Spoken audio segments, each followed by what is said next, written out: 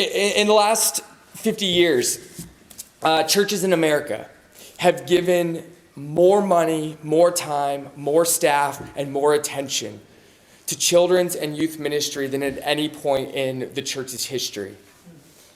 And yet, as I've shared with you at several points in the past, the National Study on Youth and Religion shows that the majority of teenagers lack what's called consequential faith. Faith that results in action.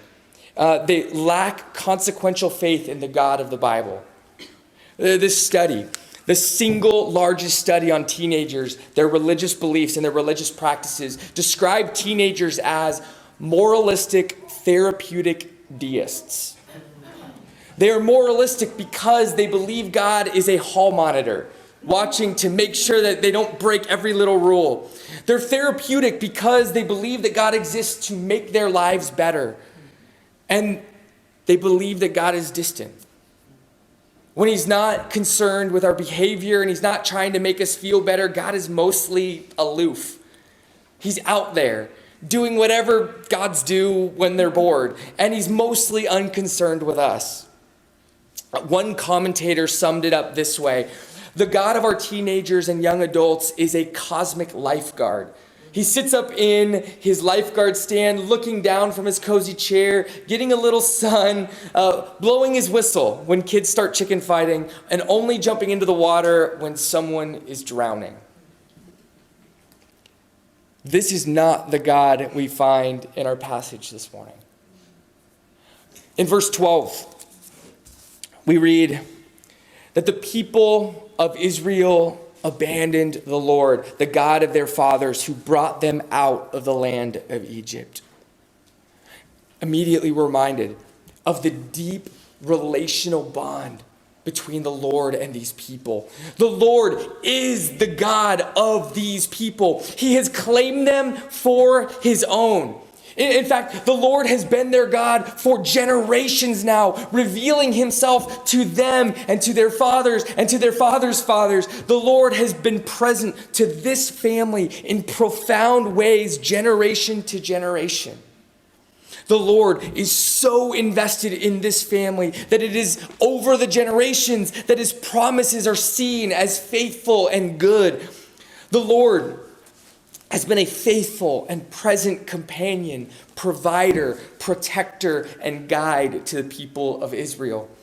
And this level of relational investment can only mean one thing.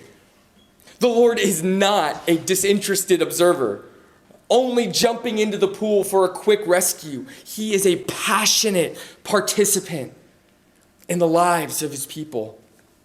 And so at the end of verse 12, we read, they provoked the Lord to anger.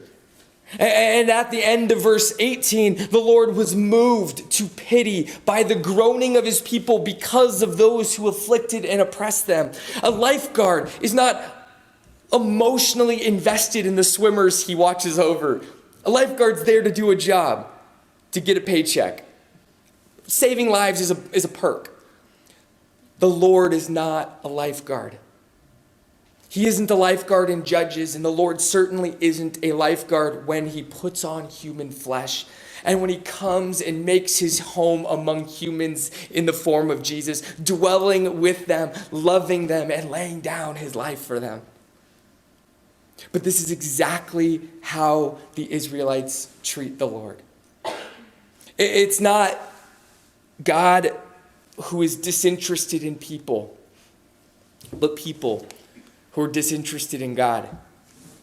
And doing whatever they please, they create trouble for themselves, and over the people of Israel find themselves drowning and crying out to God to fix their problems and to get them out of a jam.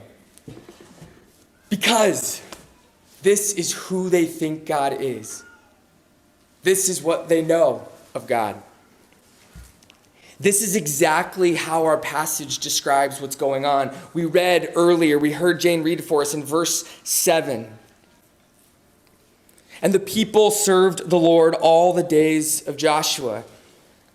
And all the days of the elders who outlived Joshua, who had seen all the great work that the Lord had done for Israel. It's worth pointing out that the elders who outlived Joshua were actually probably Joshua's children and their peers, right?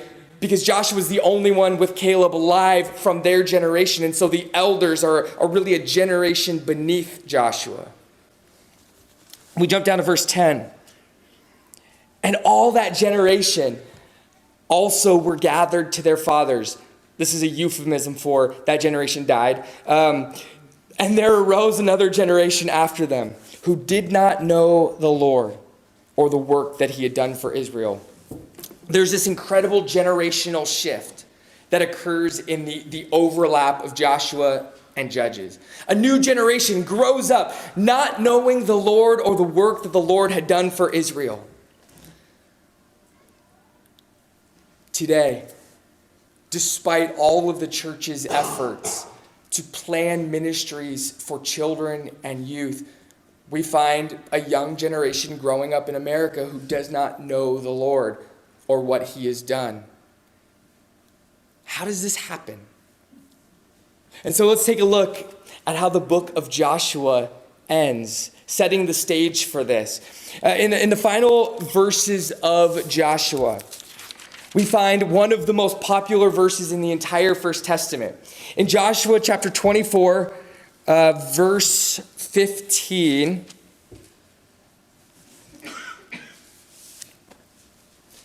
Joshua announces to all of Israel, serve the Lord. Even if it does not look good in your eyes to serve the Lord, choose today who you will serve. The God of your fathers, or the gods of the people around you. As for me and my house, we will serve the Lord. Joshua accomplishes quite a bit in this single verse. He calls the people to be faithful to the God who has been faithful to them. He lays out the decision that they face. They can serve the one true God, or they can serve the weak, impotent gods of the people that they've just defeated. But Joshua does something else, something really interesting that identifies where the Israelites are at. And we've already discovered along the way that the Israelites' eyes are not very trustworthy. And so here Joshua confirms that their eyes might again lead them astray. And he says this, he says, it may not seem good in your eyes to serve the Lord. That seems like a weird phrase, except I think it probably connects with most of us if we pause to think about it. How often have you said, you want me to do what, Lord? God, that doesn't seem like such a great idea. But Joshua makes it clear that some of God's instructions may not seem like a good idea, and yet you are presented with two options. Serve God or serve other gods. This is actually far more practical than it actually may seem like on the surface. So for instance, God tells his people, you shouldn't work 1 day a week, every single week. To many people throughout most of history, this has seemed like a terrible idea. It's only actually in the last 100 years or so that like guaranteed days off in the week is like a normal thing for large chunks of human society. Most people before 100 years ago couldn't imagine a weekly day off. Everyone knows there's always more to do, right? There's more to do at work. There's more to do in our homes. The possibilities for work are endless, and to work less will put us behind everyone else. Except God has made us to rest. We need rest. And rest reminds us that our value and our worth do not come from what we produce. Our value and our worth do not come from how we make a living. Our value comes from the fact that we were created beautifully and wonderfully by God. God did not create us to be slaves, but he created us to do good work. And rest makes all the difference in the world. Rest keeps us from being enslaved. Rest keeps us doing good work. Israel can serve God by stopping its work and resting once a week. In a world, the ancient world, where such a day was completely unheard of, it is fair to say that this kind of day did not look good in their eyes. Right? If they refused, though, to serve God's purpose in resting, they would be choosing to serve other gods. Because other gods around them needed you to work tirelessly. Other gods around you expected you to produce and to build and to expand. The gods of Israel's neighbors were all about building bigger and more powerful kingdoms. When you are driven to produce, when you serve gods that value production, there is a great temptation to produce no matter what the cost. And in the ancient world, that cost was often slave labor. The Israelites knew something about being slave labor. They had experienced firsthand what happens when a kingdom driven by the gods of ambition rule over you. The gods of Egypt, motivating Egypt to build bigger and mightier empire, resulted then in the Israelites subjected to bitter and oppressive slavery. And so, God rescued his people, and he told them, you will never do the same to others. Part of how God intended to free them from this drive to enslave others was to remind them that he was not calling them to build an expansive empire. A weekly day of rest was a reminder of this. But think about how difficult this is, right? Everyone around you is living by an agenda with a set of values. Everyone around you is trying to get more and make more. And everyone keeps working harder, building bigger, striving harder. In the midst of intense competition to get ahead, God instructs you to stop and to rest. It's often in the moments where the world looks like it's passing you by that serving God does not look good in our eyes. We can think of millions of examples in our lives today, right? When our peers are all owning their first homes or buying bigger homes, we feel like we're being left behind. When everyone is watching the shows that we haven't seen, we feel like we're culturally behind.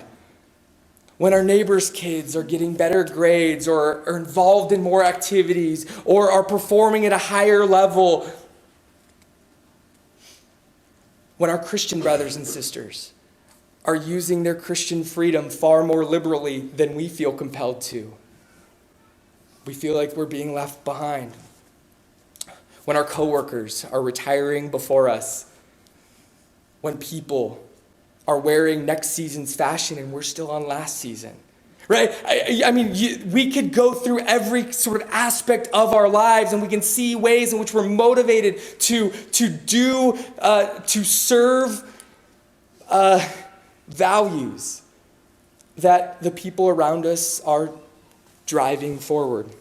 And on, we look around us and we see people who appear to be really living. And we consider the Lord's call, the call not to covet what our neighbors have. And this just doesn't look very good in our eyes. If we serve the Lord, we'll end up behind. We'll be at a disadvantage. We'll be strange. We'll be irrelevant. We'll be weak. Fill in the blank. These are the ways that we justify not serving the Lord. But it is essential to understand the point that Joshua is making. Our choice not to serve the Lord will always be a choice to serve another God. Serve the Lord or serve other gods. Right? You can see how practical this choice is and how much it bleeds into every area of our lives. But Joshua does something else that is profoundly important for understanding what comes in Judges, and also for understanding our own lives. Joshua takes responsibility for the next generation that lives in his household. Households were a little bit bigger than households we know of today. This would have been a good number of people that he was taking responsibility for when he says, "As for me and my house." Joshua understands that serving the Lord is not something that we can do as individuals, but serving the Lord is built into the fabric of our lives and our homes. Where would Joshua get such a crazy idea? Well, as we read in the book of Joshua, Joshua introduced us, the book of Joshua introduces us to Joshua as a man, I know that's confusing, as a man who never stopped meditating on and talking about the word of God that he had received from Moses. And so in Deuteronomy, we hear things like this: "You shall lay up these words of mine in your heart, in your soul, and you shall bind them as a sign on your hand, and they shall be as frontlets on your eyes. You shall teach them to your children," talking about them. "When you're sitting in your house, or when you're walking by the way, or when you lie down, and when you rise, you shall write them on the doorposts of your house and on your gates." I mean, this was the kind of life that Joshua was clearly committed to. God's word, pervasive in every nook and cranny of his life. And as Judges tells us, Joshua and Judges confusing me. Judges tells us this clearly made an impact. It made an impact on the elders who served with Joshua, which would have included his own children, as they were able to serve God faithfully. But there's even more. The Lord expects his people to be ready to talk about who God is and what he has done at every moment, and in response to any question about the way that we live our lives. And so in Deuteronomy, God says things like, if your son or daughter comes to you and they ask you, "What is the meaning of the stories that you share and these rules and commands that the Lord your God has commanded you?" then you shall say to your son and daughter, "We were Pharaoh's slaves in Egypt, and the Lord brought us out of Egypt with a mighty hand. And the Lord showed signs and wonders, great and grievous, against Egypt and against Pharaoh and all his household before our eyes. And he brought us out from there, that he might bring us in and give us the land that he swore to give to our fathers. And the Lord commanded us to do all these statutes, to fear the Lord our God, for our good always, that he might preserve us alive as we are to this day. And it will be righteousness for us if we are careful to do all this commandment before the Lord our God, as he has commanded us." How will Joshua's children know who the Lord is and what he has done? Because Joshua will never stop talking about it. Joshua will never stop living it, because Joshua is orienting his entire household and his entire life to closely observe God's instructions, that his kids, so that his kids will be forced to ask, "Why do we do this? Why do we do this? Why do we do this?"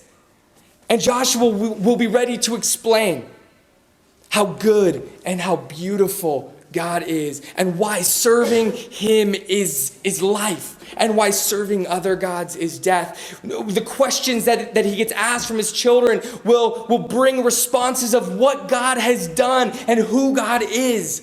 And so every morning, as a faithful servant of the Lord, Joshua would rise from his bed with the Lord's words on his lips, and he would begin to put tassels on his garment for the day. And he would begin to sing, "Hear, O Israel, the Lord our God, the Lord is one." And at some point, probably many points, one or all of his children would ask him at various moments, "Why do you sing that every morning? Why do you put on those tassels?" And Joshua would respond, because the Lord, our God, has spoken to us. God has spoken to us, and he wants us to remember that our ears need to be open to hear him.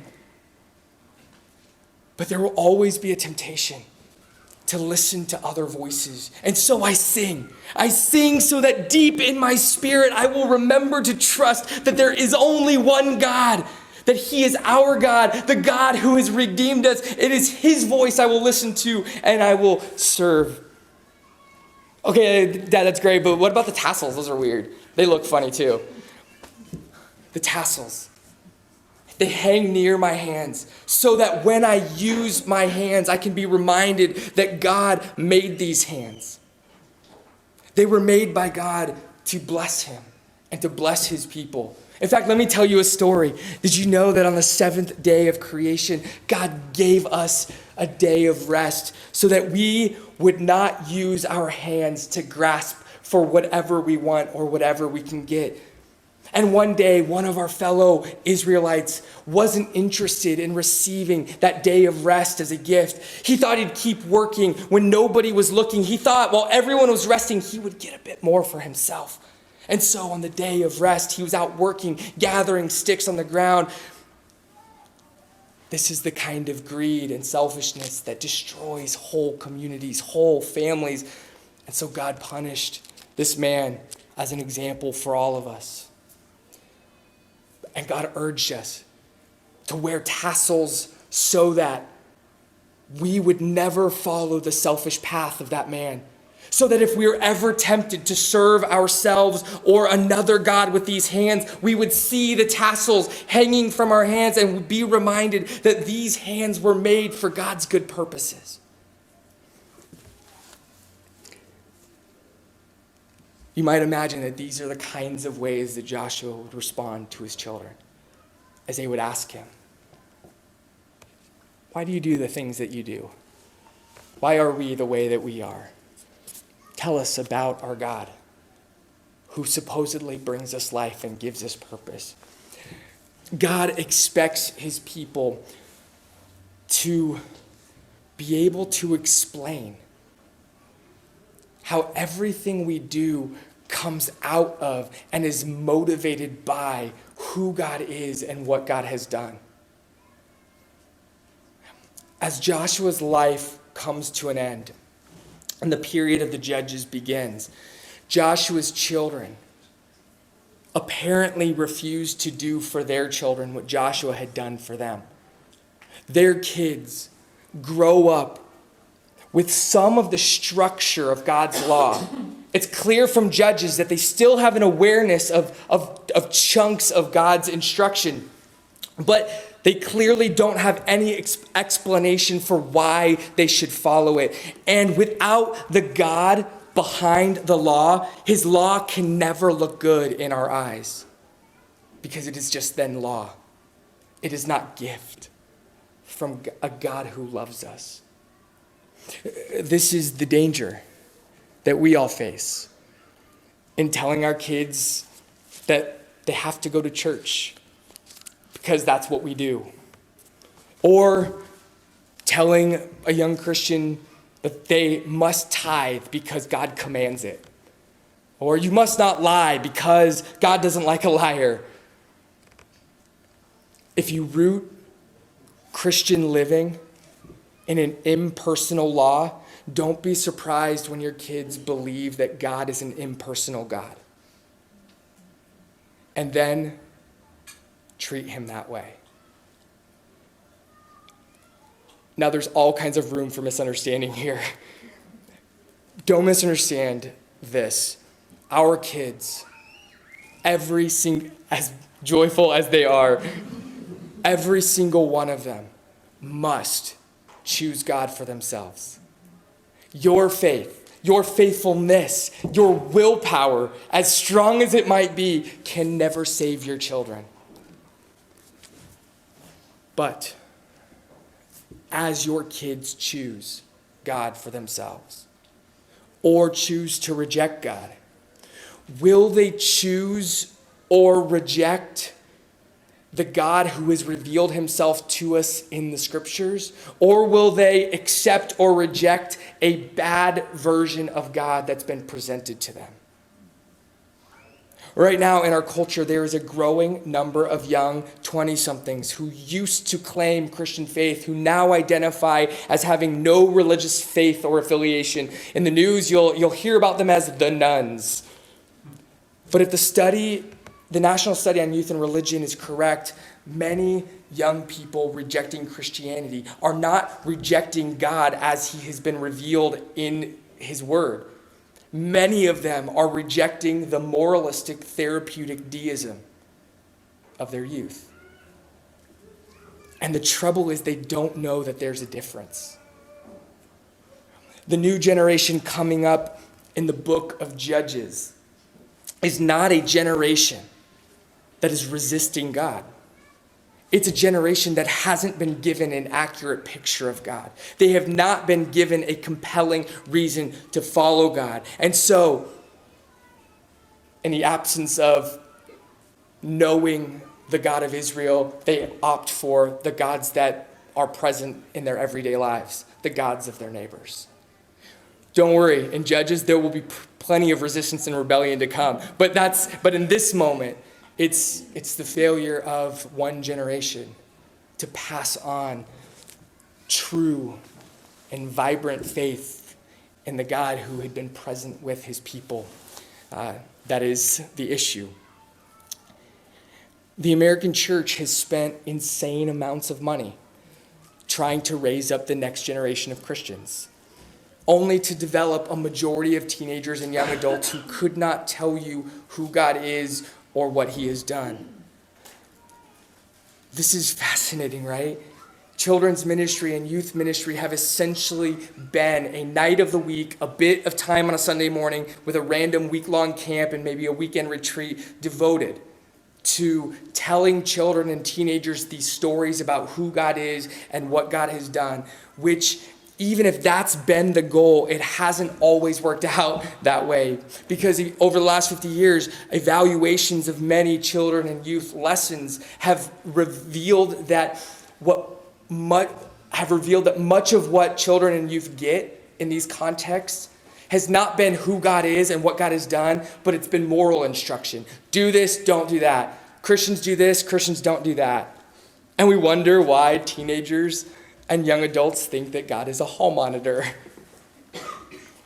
But the real issue is that for 50 years, the church has thought that it could plan and program what can really only happen where teenagers and children live every day, in the context where they rise and where they sit at a table and where conversations happen and where they do their chores and where they lie down in the evening. An example of the disconnect is when the church does teach well.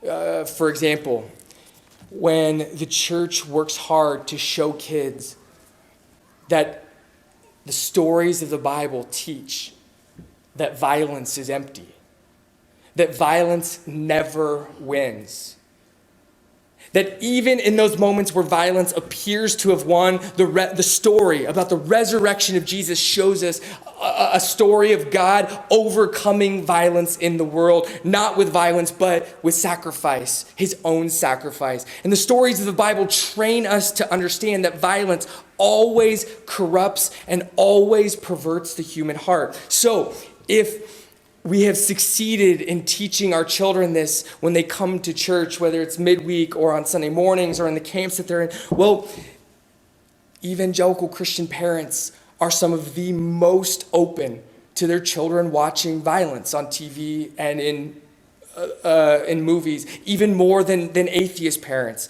And so our TV and our movies and almost all of our media trains us to believe that violence is redemptive. And that the only way to make people truly free is to use violence to destroy those that are evil and who want to destroy us. It's in the home that teenagers and children live out their lives. And it's in the home where they hear this message in everything they watch. And so it shouldn't surprise us that American Christians are far more likely than Christians in most other places in the world to think that violence is an appropriate way of responding to danger or threat. You can see the gap, right? We choose who we will serve in our homes. And this decision is not just about putting up a Bible verse on our walls or saying a prayer before meals, but how do we spend our lives? How do we spend our conversations? How do we spend our evenings? What's the first thing that we do each day when we rise? These all point to the gods that we serve by revealing what we value, what we desire, what we love. And so, if we were to evaluate our lives and the makeup of our lives and the schedules that we live and the resources that we spend, are we serving the Lord? Or are we serving the gods of the American middle class? Are we serving the gods of upward mobility, of bigger and better, of busier and more? Are we serving the gods of living through our children vicariously and their successes? Are we serving the gods of the American dream? In the last 10 years, Jane and I have experienced the truthfulness of judges firsthand. I don't think most of our friends would doubt that we love God and that we intend to serve him and his kingdom. But 10 years ago on our honeymoon, Jane and I made an impulsive purchase. We bought a timeshare on our honeymoon. And for the next 6 years, Jane and I paid for that timeshare. We paid it off really quickly, but it turned out there were costs associated with that timeshare that we weren't expecting, and like maintenance fees and other things like that. And so for the next 6 years, we kept paying. And on a regular basis, we made these payments for it. But because for so much of that time we were double income with no kids, we really didn't think much about it. But the reality is a timeshare serves a particular set of values. It's interesting because as we've talked about it, as we've wrestled with it, it takes God's desire for his people to have rest, and it elevates that rest to a place where suddenly we are serving that rest. And by serving rest, we now have to devote certain amounts of time and money to it. We work to support our rest. Right? But my confession gets worse and deeper. Because just as we impulsively bought our timeshare 10 years ago, 4 years ago, we again did not seek the Lord. We just thought, what's wrong with more of a good thing? It looked good in our eyes. And we went from serving the timeshare to purchasing more of it and finding ourselves truly enslaved by it. For the first time in our marriage, we had debt. And significantly, for the first time in our marriage, there were things that we wanted to do for God's kingdom. There were opportunities that we wanted desperately to give our money to, that we just looked at each other and said, we can't. We have these bills to serve. One of the things that Jane and I enjoyed doing that we started early in our marriage was every Christmas we give a gift to Jesus. We find a ministry, we find some opportunity. Who are the least of these, and where could we give money to for such people? When Beck was like 2 or 3 years old, I think it was like the last time we were able to do it, Jane and I were really excited. We gave $5,000 to provide a well for a town in Africa through World Vision. And there was something about it that we both immediately like, yeah, we got to do this.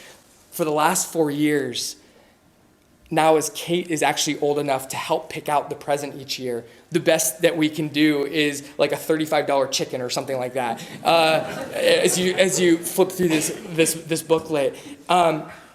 And every time we flip through the booklet together, we feel our slavery. That we do not get to serve the Lord as we want to, as we feel compelled to, because we have been given an agenda by another Lord that we're serving.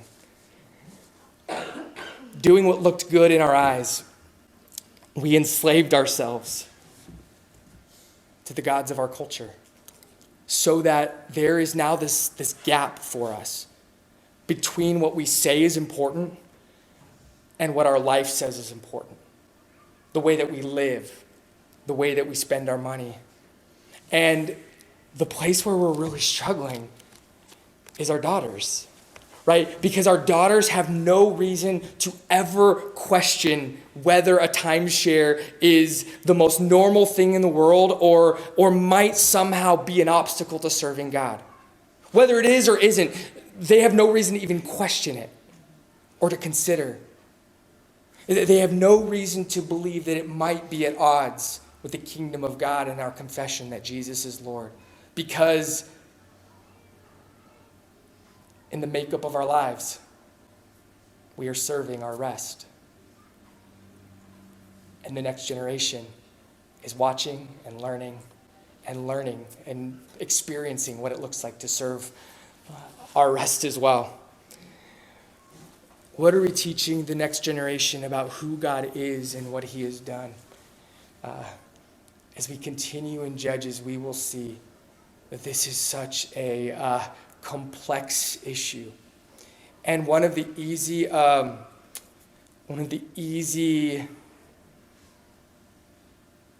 questions as we finish Judges and we get into Samuel and Kings will be this. Why don't those Israelites just knock down all the altars already, right? Like, this is an easy answer. Except as Jane and I have discovered, even this morning as we were talking about me sharing this, I was like, well, let's just get rid of it. And you go, okay, and we still have all of this debt, and what do we do? How do we, right? Like, there's no, sometimes knocking down the altars in our lives are really hard and painful, and they sort of throw everything out. It seems impossible. And so give yourself permission through Judges and Samuel and Kings to enter into the complexity and the messiness of the gods that we serve. So that as we hear the call to serve the Lord and to reject the gods of our culture, we can begin to make sense of what that looks like. And I have an inkling that none of us will be able to do it alone, that we will need each other to help us see our idols, the gods that we're serving, and to help us figure out what it means to walk free of them. One of the ways that we live in service to the Lord is we remember who he is and what he has done. And this is why, as a church, we are unapologetic about coming to the table every single week. This meal shapes us. It gives us our being. It orients us to the kind of people that we are, a people that are loved so deeply by God that he would give his own son for us. It also reminds us that those of us who are eager to serve Jesus often do so like Peter, running full steam ahead, but ahead is the wrong direction. And it's sometimes at this meal that we proclaim proudly that we will follow Jesus unshakably, without error.